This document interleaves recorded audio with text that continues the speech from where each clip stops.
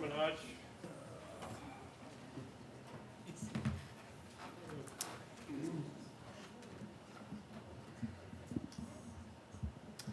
Our first item is opening and reading of bids, resurfacing and rehabilitation on various roads. Good morning, Sky Meadows, Department of Infrastructure Planning and Growth, offices on the 7th and 11th floor. I will now be reading the bids for project RS 92403D, resurface rehabilitation on various roads. We have received 2 bids, and the first bid I will read is from Milestone Contractors, South Bend, Indiana.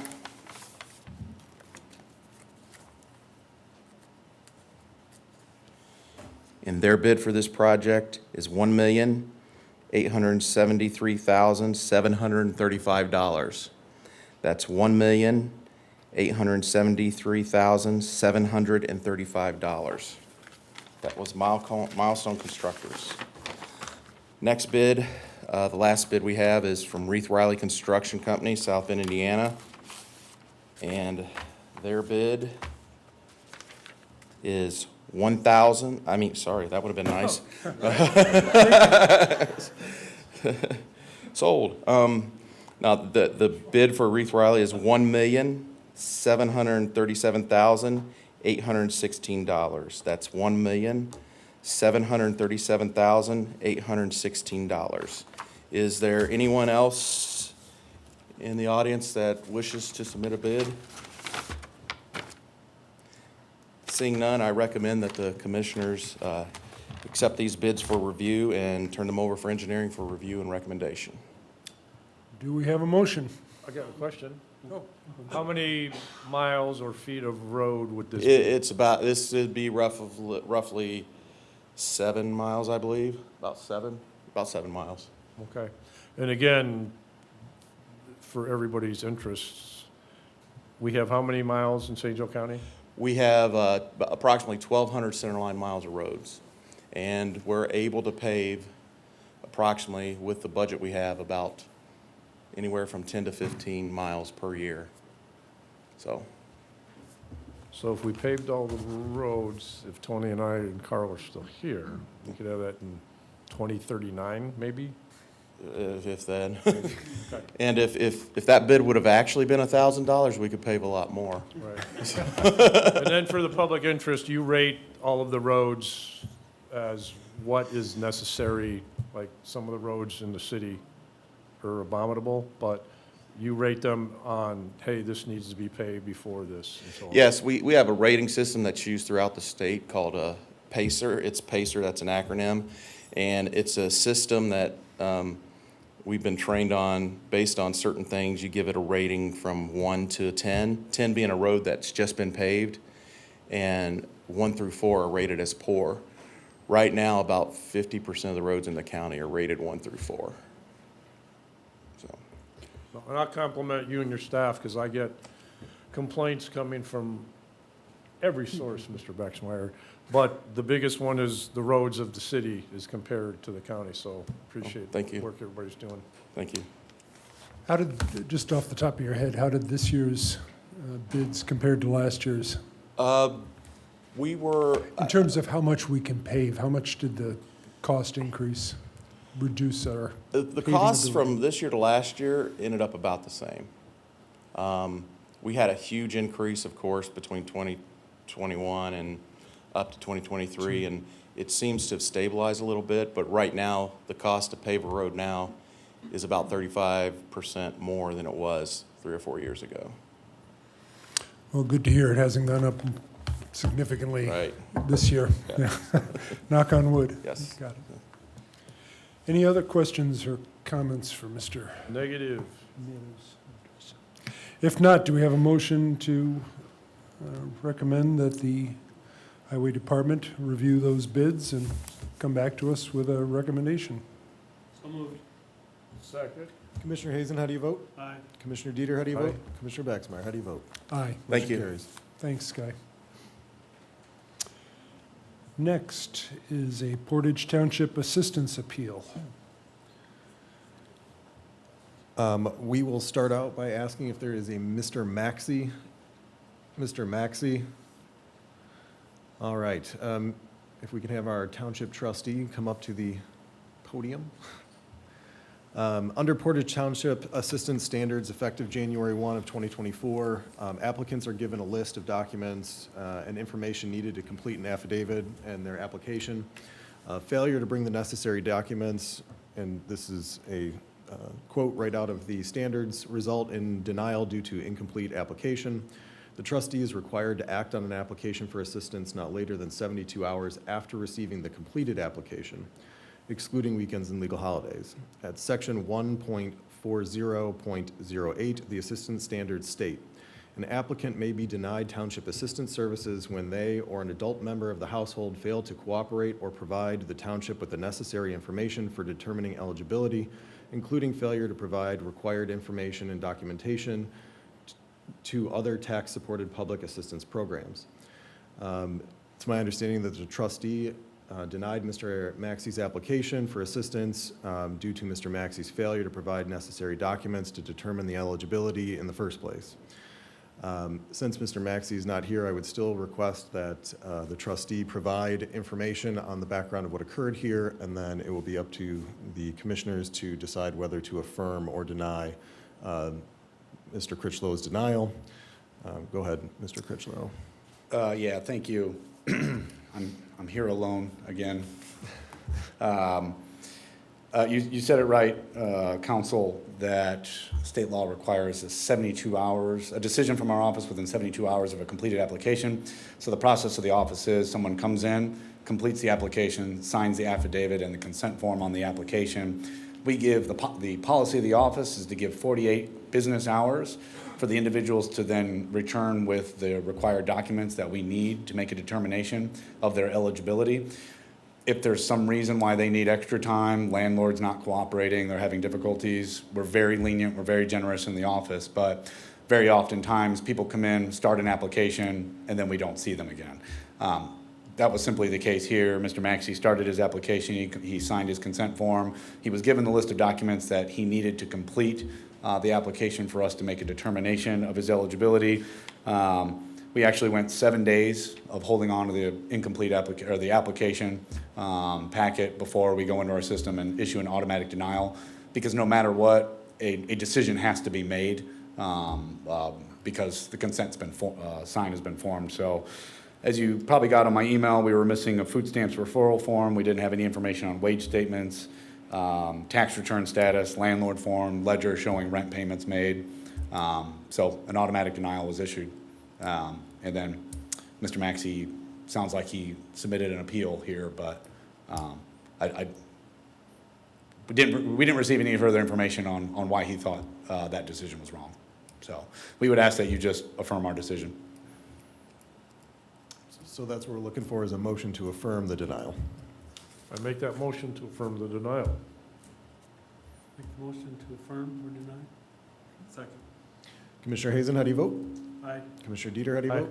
Commissioner Baxmeyer, how do you vote? Aye. Motion Thank carries. you. Thank you.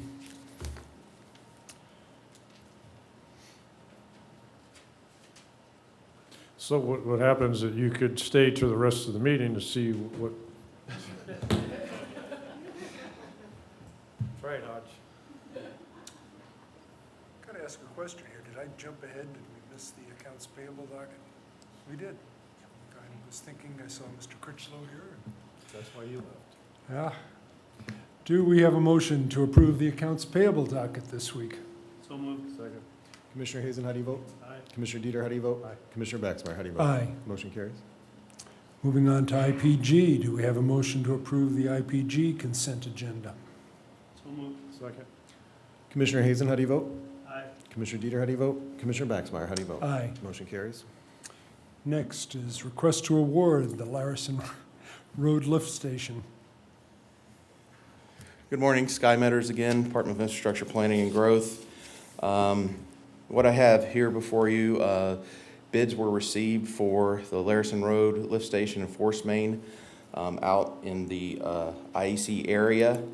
The results of the bid were, 2 bids were received, HRP Construction and Woodruff and Sons. And it is recommended that the commission approve the low bid of $9,290,000 for the project to HRP Construction. This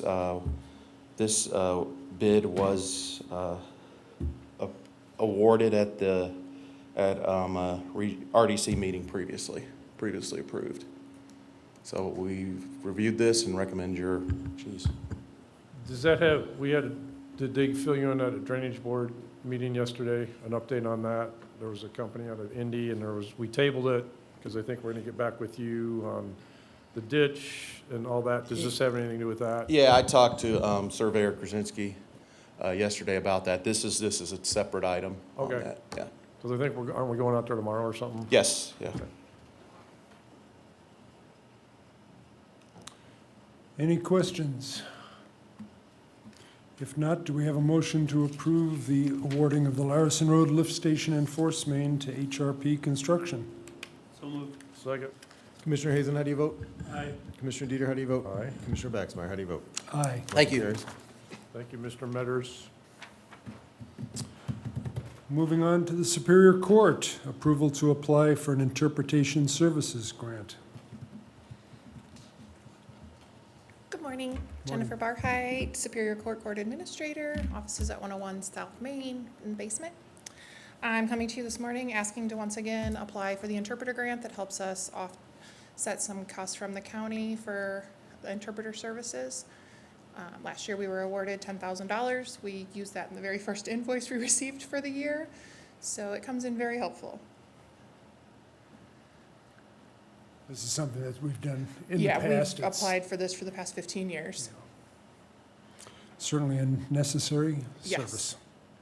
Yeah. What's the To amount of date that? already, we've already spent, minus the $10,000 grant, we've already spent $22,135.97 out of the county budget.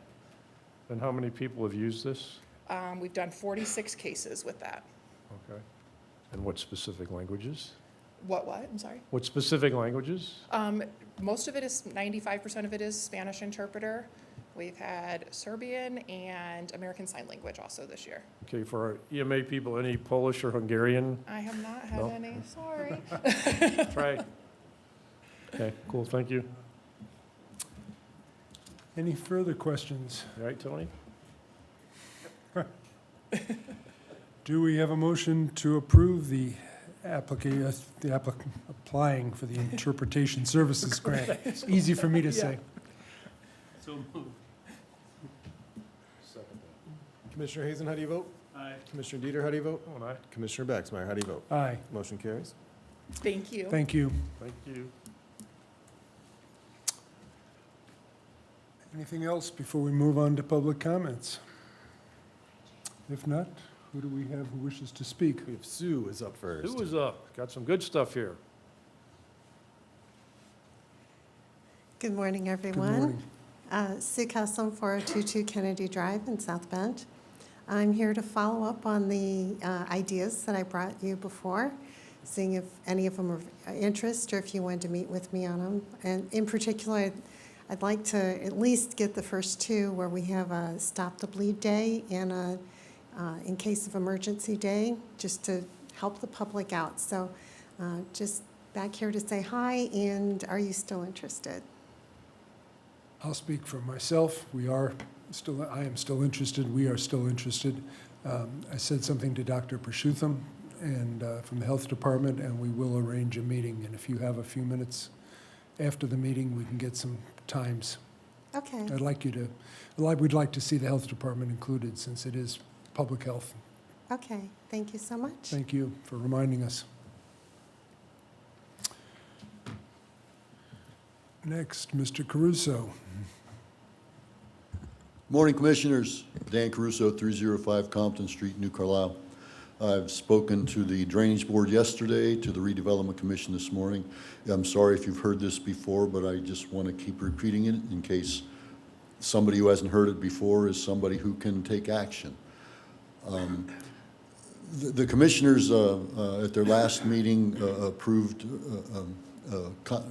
not a contract, but with KM Property Management If you've been by the GM property out there, you will notice there are knee-high weeds on that property, along with the piles of sawdust and dirt. The trees are gone now, but just, again, if that was my house, there would be somebody knocking on my door saying, clean it up, or we're going to clean it up for you at your expense. If GM is, until they decide what exactly they're going to do with that property, they've got to be required to maintain it. So if they don't want to maintain it, go knock on their door and say, we're bringing KM over here, and they're going to cut your grass, and they're going to clean up your piles of dirt and sawdust and just assembly of garbage that's laying on that land. Again, I've got several issues, well, more than that. But I'm also tired of cutting my grass. Can I just do like Ozinga did and dig up my lawn and have concrete poured and paint it green without getting a permit? I mean, would that be okay if I did that? I'm looking for somebody who can approve that for me, because I don't think it's right. Brad Webb and Jim Sellers from Kurt Concrete have just got to be livid over the fact they had to go through 3 public hearings to get the location on Larison Road, and here Ozinga walks in and pours a pad without permit and starts to construct a batch plant right there off of Walnut Road. But Kurt had to jump through all these hoops. I don't understand the difference in treatment of these folks. And I also question the labor that's currently preparing the property over there. It's all, and as Mr. File recognized this morning, he said, we can't get any local labor to work over there. Well, my labor friends say there's plenty of labor here. They haven't been asked to do the work. You go over there, the cars in the employee parking area that are doing that Amazon work right now are almost exclusively from out of the area. So they're not even looking for labor in this area, and I think that's a crime. Mr. Shalio pushed, we're going to keep our people at home. We don't want our kids going away. We want our kids staying home, working in the area. Well, we're doing nothing to accommodate that. Thank you. That's all we have. You know, ordinarily, we don't really respond to public comment, but I'm going to make an exception. Agree with a lot of what you said. However, just for the record, the work that's being done by Amazon right now is primarily AEP work to prepare a substation. So appreciate your comments, but we will look into that. But it's not yet truly Amazon people who are working out there. With that, nobody raised, nobody signed up. Do we have a motion to recess? So moved. Second. Commissioner Hazen, how do you vote? Aye. Commissioner Dieter, how do you vote? Commissioner Baxmeyer, how do you vote? Aye. Motion carries. Thank you, everybody. Coming, Hodge. Recording stopped.